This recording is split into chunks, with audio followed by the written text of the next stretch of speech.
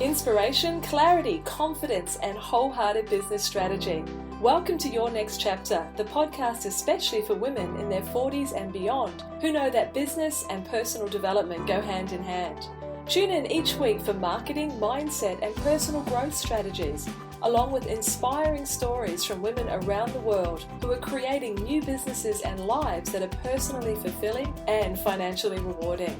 If you're looking to create a business and life you love, you're in great company. Let's find out what will unfold in your next chapter. I'm your host, Angela Raspass, and I'm so delighted that you're here. Hello there, it's Angela Raspass, and welcome to episode 27 of the Your Next Chapter podcast. Thanks for tuning in today. Now, I have a little bit of a different episode for you today. I'm actually going to be doing a book review. Now, if you've been in my community for a while, you may know that I'm an absolute book fiend. I cannot walk past a secondhand bookshop. If I find a book sale, I am in heaven. I've usually got 3 or 4 books on the go, and that's a combination of the traditional type and also on my Kindle app as well. I'm surrounded by bookcases. I had a video backdrop created for me, which is a bookcase, and the list goes on and on and on. I just get so much learning out of reading, and I love sharing what I've discovered in the books as well. I love telling people about books that I think are great to read. I love hearing about books that other people are reading. Yep, I'm definitely a book fiend. And so I'm wanting to share some insights from a particularly great one that I've read at the moment. And I fully intend to do this at least once a month because there's a pretty good chance that if you're in my community, you are also a bit of a reader. And hey, one of the funniest points is I wrote a while ago and shared the story of the problems I had with trademarking. I used to market myself under Your Second Act and found out that someone else had trademarked that after I'd rebranded last year. Big lesson. And there's actually a blog post on my site which talks you through the lesson that I learned. It's really, really helpful if you're going down that path as well. I'll link to that in the show notes today on the webpage. But what happened from there, the concept of every cloud has a silver lining, I came up with this new concept. Instead of Your Second Act, of course, I now market under Your Next Chapter. And so many people said to me, oh my goodness, that makes so much sense. That actually fits you so much better considering how you like to eat books for breakfast. But I digress. Now, before I jump into the review of today's book, I wanted to do a bit of a shout out and to say thank you to the lovely people who have been sharing reviews of the Next Chapter podcast. Look, I've said this on my Facebook page. I sit here podcasting my heart out, interviewing away, and I do this just day in and day out because I love having those wholehearted conversations. But I got to tell you, when you do get some feedback that comes flying through from iTunes, just lifts your heart a little bit more. So if you feel so inclined, if you are getting some inspiration, some insights, some motivation, some connection from listening to this podcast, I'd love you to go and share those thoughts. If you just visit my website, you will find a link under the podcast drop down that says where you can leave a review in iTunes. And if you've never done it before, I take you through the steps very simply with a quick visual display. But some of the reviews that have come through in the last week or two, and huge thank yous if this was yourself, absolutely fantastic. I love listening to Angela's podcast when I'm seeking inspiration or to find better ways to take the next step in my journey. As a late 30s businesswoman, moving into another new chapter is on the horizon. And I appreciate Angela candidly being a way shower, and there's so much value in the Your Next Chapter podcast. That was from Miss M's in Australia. Thank you. That was just gorgeous to read. Another one from LM Style from New Zealand. It's refreshing listening to great information, wisdom and success strategies from women beyond 40. Thanks, Angela. Well, thank you. And you headed that one up, the Wise Women's Podcast. I love that. Another one we had here, interesting topics and interviews with grace and style from Roz at Find Your Natural Groove. Really enjoying listening. The topics are relevant and the guests really interesting, and they're complemented by Angela's warm and inquiring interview style. Another just a gorgeous piece of feedback that just made me smile. There's lots more, but I just wanted to share a few of those today and to say thank you for taking the time to provide me with that feedback. It makes me smile. And so let's move on to today's podcast episode. Now, this is a book that I picked up after listening to an interview on the Hay House Summit that was on just a few weeks ago. It is called The Abundance Code, How to Bust the 7 Money Myths for a Rich Life Now. And it's by an Australian by the name of Julie Ann Cairns. Cairns, I think you actually do pronounce it. And I'll make sure I put a link on my page so that you can go and find a copy of this yourself if what I'm talking about and reviewing today really resonates with you. Now, the whole concept of money myths, we hear about this a lot, and we hear about money blocks and that you might be stuck and how to break through to another income level.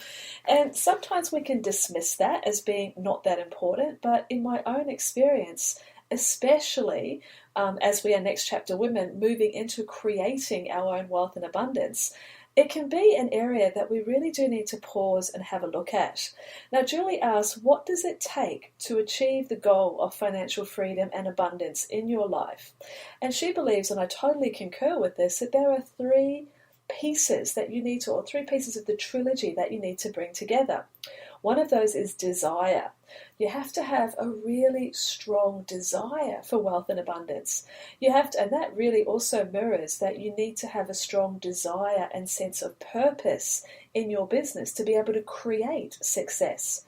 And we're not just talking about money. Obviously, abundance can happen in lots of different ways, depending on what's important to you. But for the sake of this conversation, we are going to assume that because you are creating a business, you also deserve to be well paid for the difference that you're making in the world for the people you're taking care of. So that desire, that focus has to be strong. I've had people explain to me that the reason their motivation isn't quite as high as it needs to be or could be is because they don't have the need. They have perhaps a partner who is already providing for the family, for the situation, so that need is not so high. And that can be very, very true. We're all in different situations, and that's why success means different things to different people.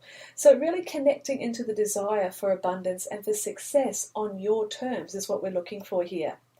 The next piece in the puzzle is knowledge. Now, obviously, when you're starting off in a business, there's so much to learn. And to put the feelers out and to take action to get the knowledge that you need for strategy and growth is obviously essential. But desire and knowledge alone are not enough to bring you wealth, abundance, and success. The big piece is your beliefs. And I know this is nothing new, but seeing those 3 together in that cluster is what is really powerful. Because your subconscious beliefs, Julie is telling us, is what really represents your own abundance code.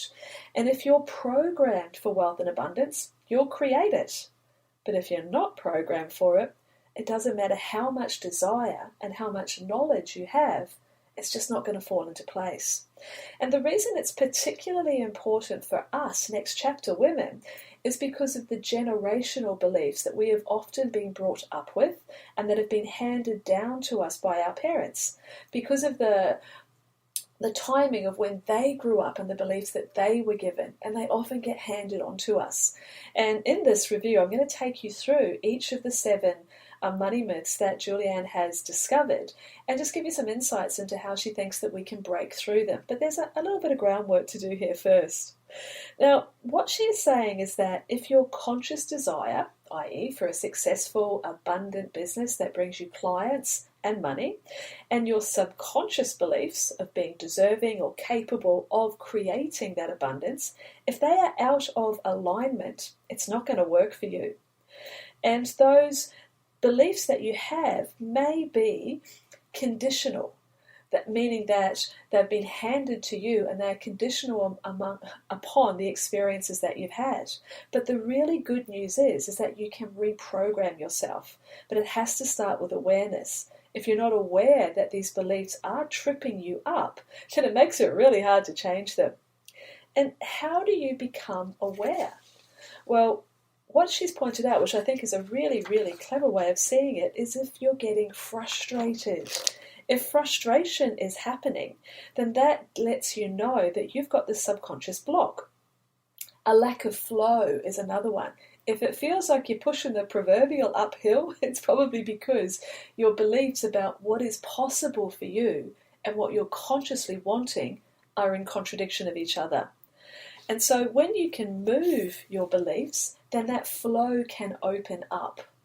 Now, I'm not a scientist, I'm not a psychologist, I'm just a reader and someone who's also bumped up against their own beliefs again and again.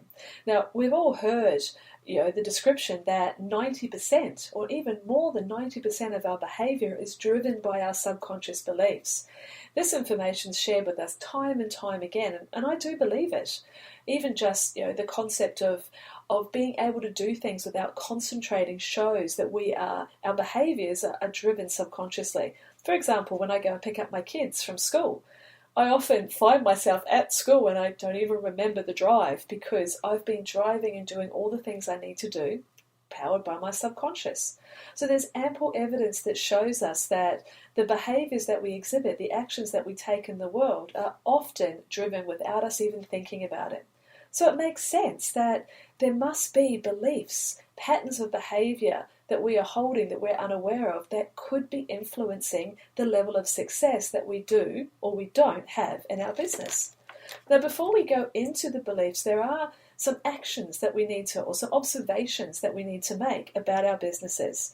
Now, for you to actually invite clients towards you, for you to actually attract and secure clients into your business and therefore have that flow of abundance, you need to have a clear message. What is it that you are providing? What is the outcome that you are marketing? Is that attractive? Have you chosen a clear audience that you can communicate that message to? Because without that, the very first steps are just not possible. Have you set yourself up for receiving? Is it easy for somebody on your website or in person to actually hire you? Do you make clear offers on your site and make it obvious how someone can engage with you? Can they pay you online?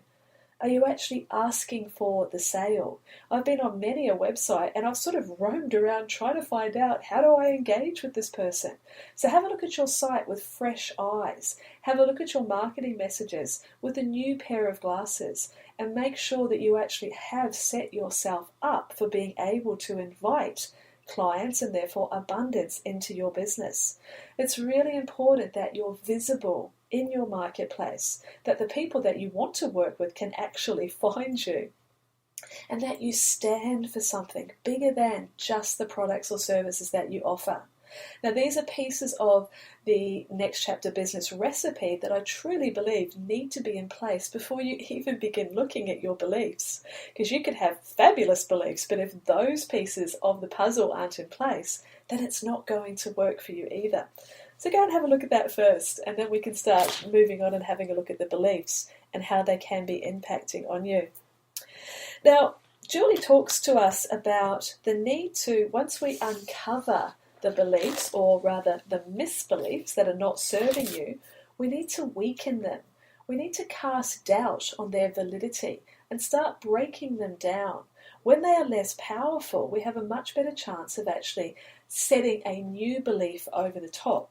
As she says, don't fight it, overwrite it. And that's really a great perspective that I really enjoyed reading about. And to actually set up a new belief, she has a different set of principles as to what it is that a strong and healthy new belief has to look like. I'm just going to my notes so I can share with you how she described that. Aha, here we go. So a well-formed belief has the following characteristics, or well-formed beliefs have the following characteristics. They are stated in the positive. They add behavioural choices. They don't take choices away. They are beliefs, they are not behaviours. They're stated in very simple, definite language. They're ecological, and that means you cannot predict a downside to holding this particular belief. They are process-oriented rather than results-oriented.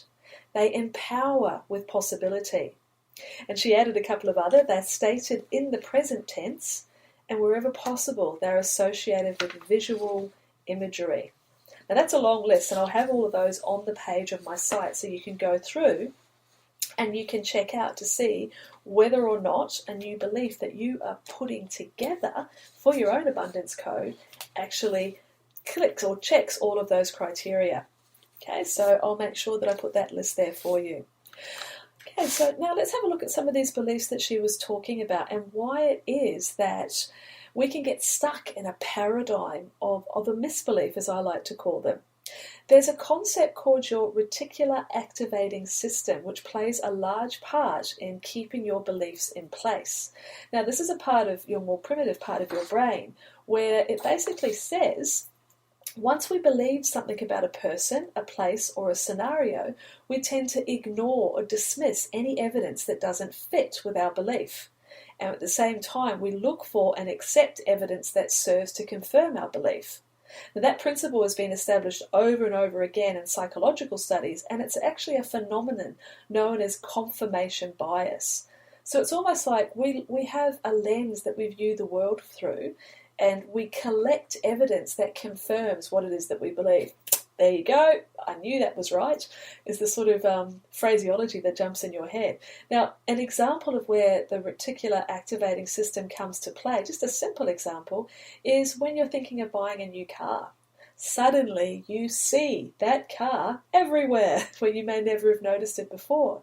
It's because you now have a belief or are forming this belief that that's the right car for you, and you start to see it, and that confirms that you've made a good choice. There's a popular car. It's a well-known car. It's everywhere. And that's with your RAS, reticular activating system, sitting in place. Now, it can also work with other beliefs that are not quite so tangible. It can be if you have a belief in your children's behaviour, for example, and then when you see them do a particular thing, it reinforces that impression or that belief that you have about your kid's character. So your RAS is always operating, and that's why beliefs over time get stronger and stronger, because you keep layering down another layer, another layer, another layer that confirms your original perspective.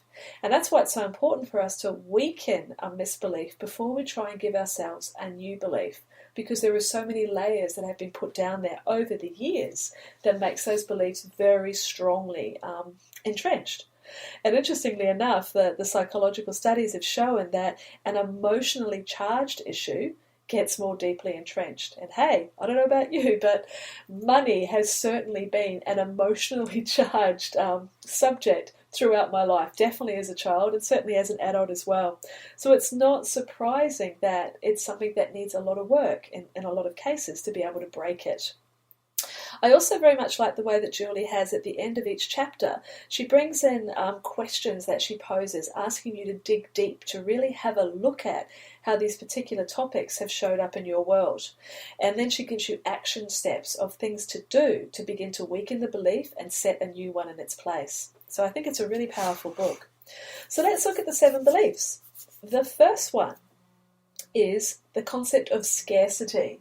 And that is underpinned by the idea that money doesn't grow on trees. Now, I think this is when I was saying at the beginning about a generational belief, one that's been handed down to us. That one was certainly, running around my family. I grew up in New Zealand on a farm, and we definitely did not have a lot of money. We had to be very, very careful. My mum made our clothes.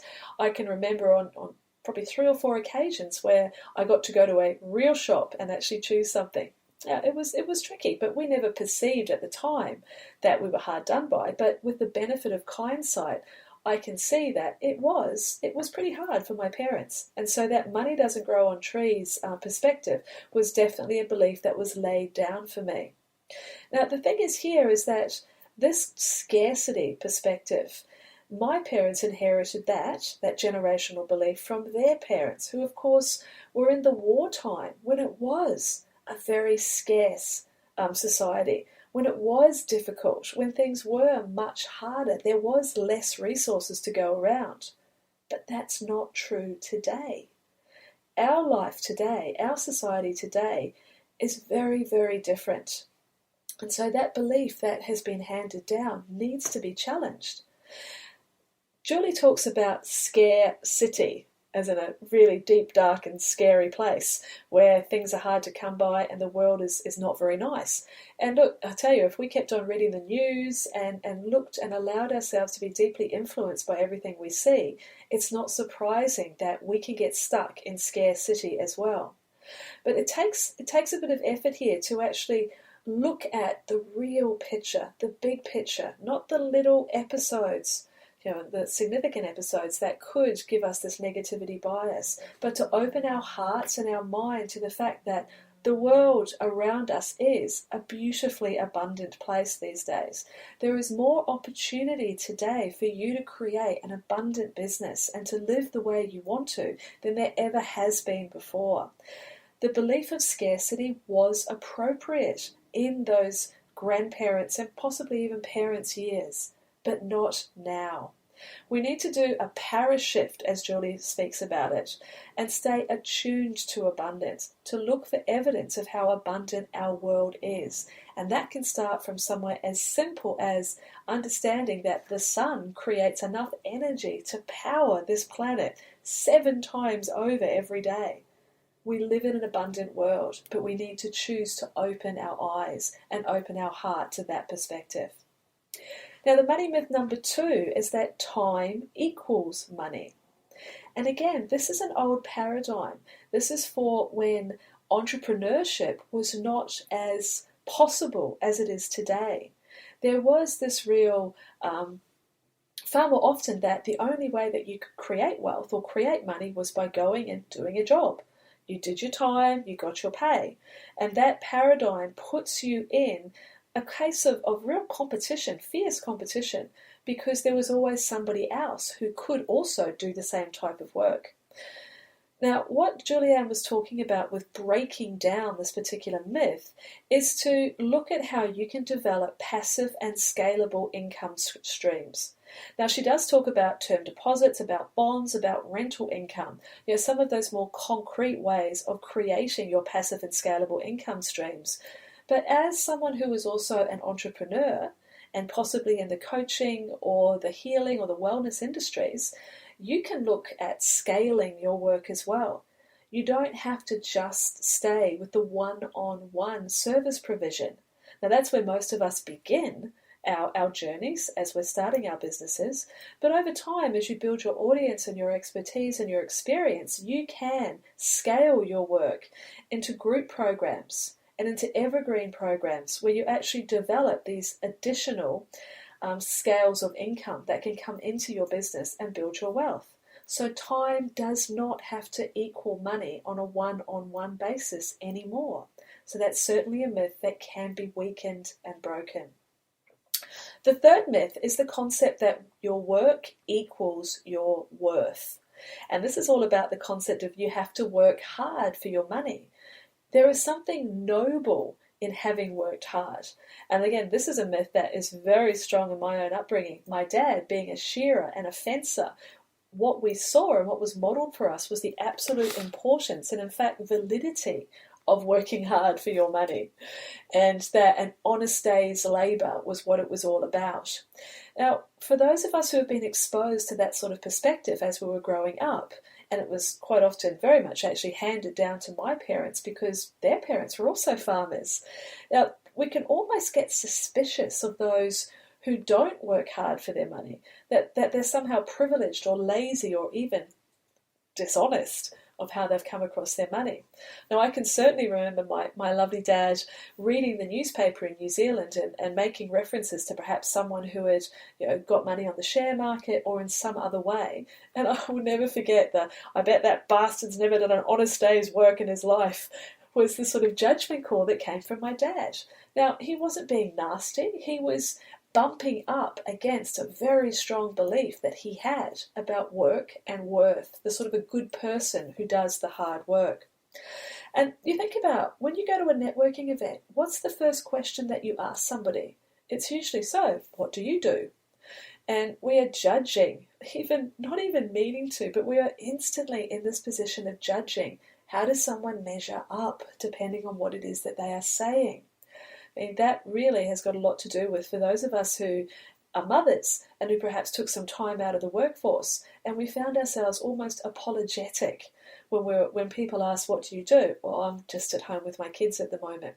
It's though, the honour of work was the only value that we could hold on to. Goodness knows, looking after our kids can be very hard work.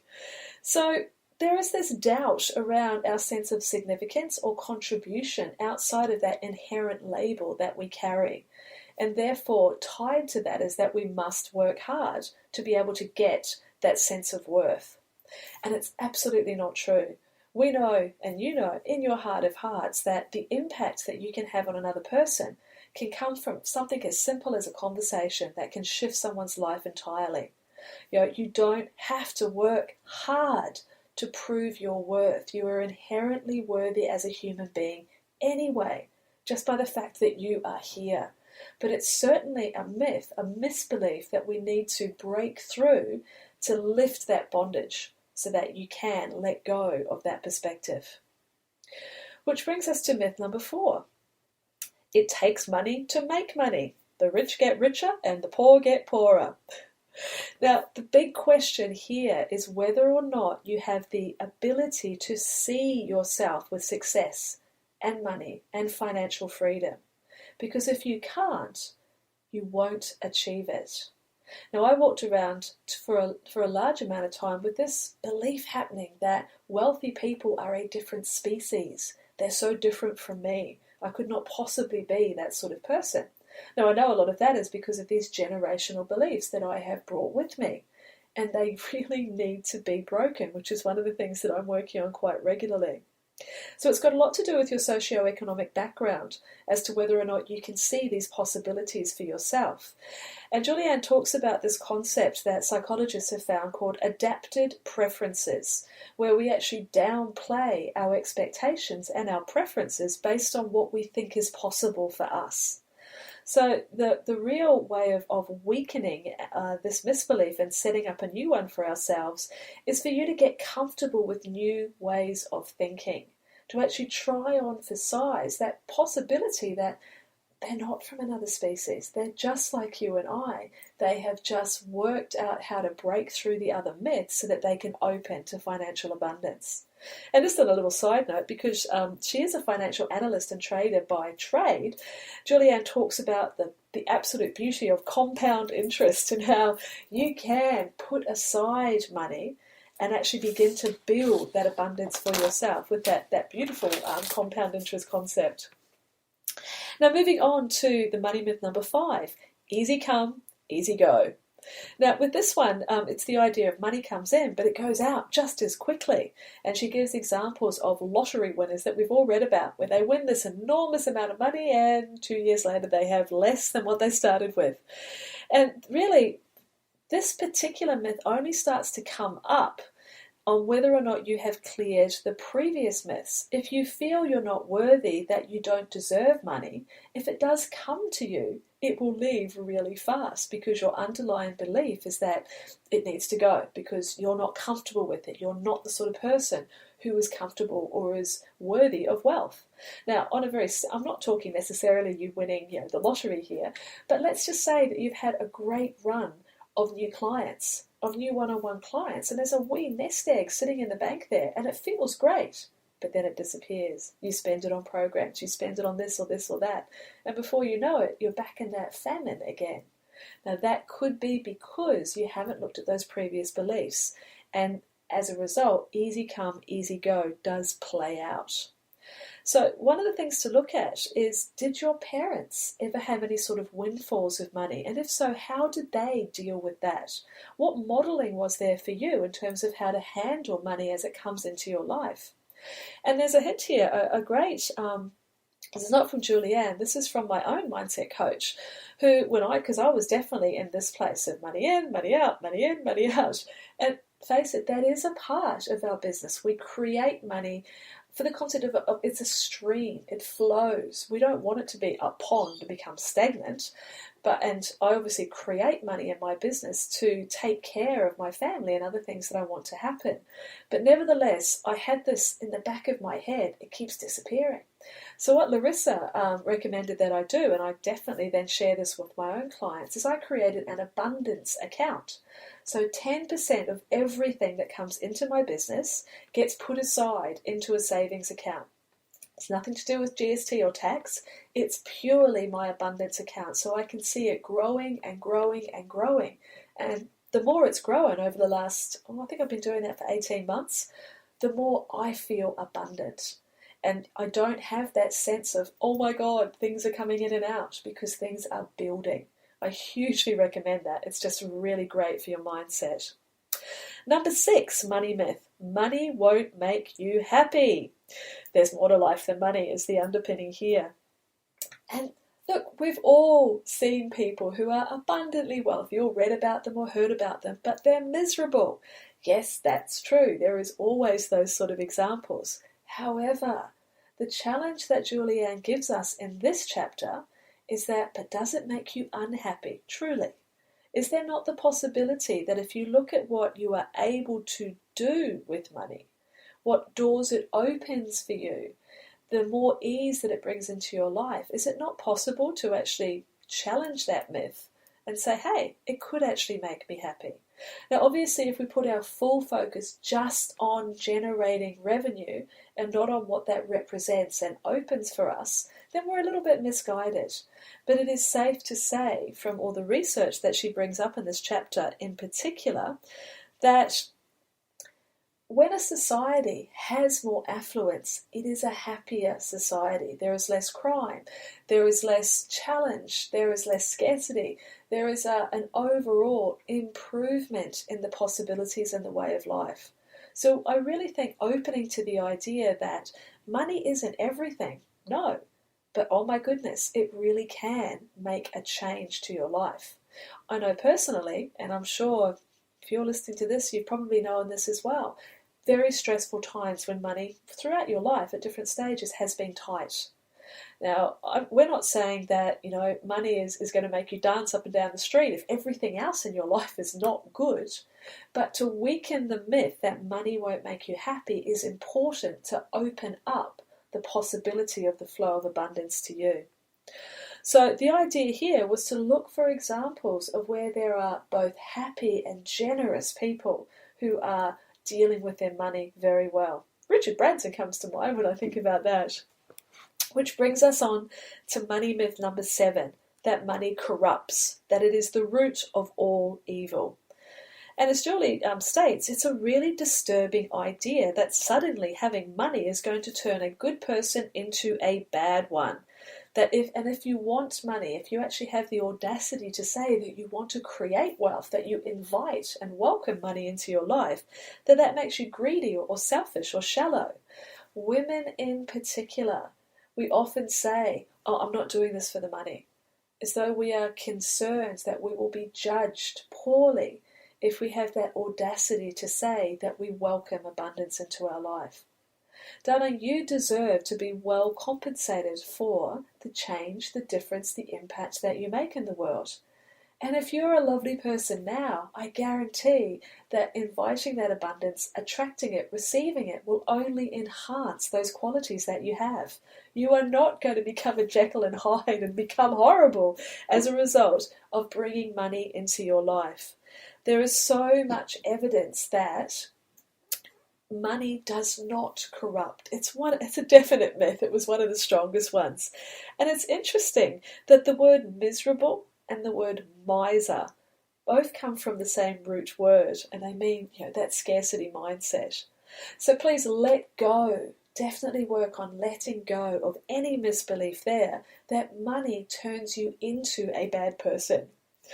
What is very much recommended to weaken the myth is, again, to look for evidence of people who are financially abundant and are lovely, because there's plenty of them around. So those are the 7 money myths that we walk through in the book. And then the next chapters look at how you can actually weaken those myths and how you can bring in a new belief through using a habit loop. Now, at the beginning of the beginning of the podcast, I talked about the criteria for making a positive, a new belief. And it's really important as you start to create the new beliefs, when you recognize that some of those misbeliefs, some of those money myths are holding you back, then the importance of actually creating a new belief to overwrite the old one with. Now, once you've created those beliefs and you've made sure that it is positive and in the present tense and visual, all of those pieces that I'll pop onto the webpage for you to check up against, then there's different ways in which you can bring these new beliefs into play. And some of the techniques that Julie talks about in the book are the sleepy mind method, where you've got your new belief written down, and just as you're waking up in the morning, it's the first thing you read. Before you go to sleep at night, it's the last thing that you read. When you're in that open and receptive state where you can start laying that belief down deeper and deeper. She also talks about vision boards and how important it is to create visual imagery of what having wealth and abundance looks like to you. So again, not just a board covered in $100 notes, but things that you will be able to do with that money. What becomes possible for you when you become more abundant? It could be contributions or philanthropy work that you want to do. It could be travel. It could be schools for your kids. It could be a new sofa. Whatever it is to you, your desires are as individual as you are. So having a vision board is fun, but it's also a great way of reinforcing what's possible for you. She also touches on things like hypnotherapy and NLP as other techniques to help lay down, weaken old misbeliefs and lay down the foundation for new beliefs. And one of my personal favourites is EFT, the Emotional Freedom Technique. I went away last year, I think it was, and became a level 2 practitioner in this particular psychological acupuncture, as it's often referred to, which is using the meridian lines to tap in new beliefs into your subconscious. I think it's really powerful. And I'll put a link again on the page to the person that I learned EFT through. She's got some great videos that can introduce you to this brilliant belief-changing methodology that you can just use yourself sitting at your desk today. So in essence, I believe this is a fantastic book that is very much worth reading. Obviously, I've only skimmed over the top level of what Julie Ann teaches us in the Abundance Code. And I think it's one of those books that I'm yet to meet a person in my particular circles that would not welcome more abundance into their life. And to actually look at these myths and to recognize, as I said at the beginning, very much if you're in a next chapter in your 40s and beyond, in particular, we have often inherited these generational beliefs that can hold us small. But the first step for any change, no matter what part of business or life, is awareness. And when you actually have that awareness, then you can take action. And the reason I recommend deeply that you go out and grab a copy of this book is the depth and detail that Julie Ann goes into when it comes to those digging down questions and those action questions. Now, you can soak up all the information in the world, but information only becomes useful when it is acted upon. And that's what will happen when you dig into the Abundance Code. I think it's a fabulous book, and I really hope that you enjoy it as well. And I'd love to hear, if you do get on the path of reading it, of coming back onto the podcast page or sending me an email and seeing what it is that really resonated for you within this book. Of course, come and join the Next Chapter Facebook group as well. I'll be bringing the conversation over there and recommending this as a book to everyone in my community to have a bit of a look at, so that we can collectively and individually invite this wealth and abundance into our next chapter businesses and lives. So thanks for spending the time with me today. I hope that's been helpful, and I look forward to connecting with you again really soon. And if you do have a moment, again, I would love for you to go along and leave a review for this podcast in iTunes. It helps the podcast become more visible, and so more Next Chapter women can find it and hopefully get the inspiration and the motivation that I'm really looking to share. So have a lovely day, and I'll talk with you again very soon. Take care.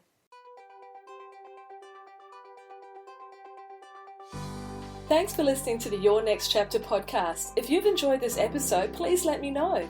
Pop over to angelaraspass.com to subscribe to the show and leave a review. And whilst you're there, you can also enjoy valuable free resources, including show notes and downloads, along with the Next Chapter community, where you can connect with other wholehearted women on the same journey as you. We'd love to welcome and support you as your next chapter unfolds. See you next time.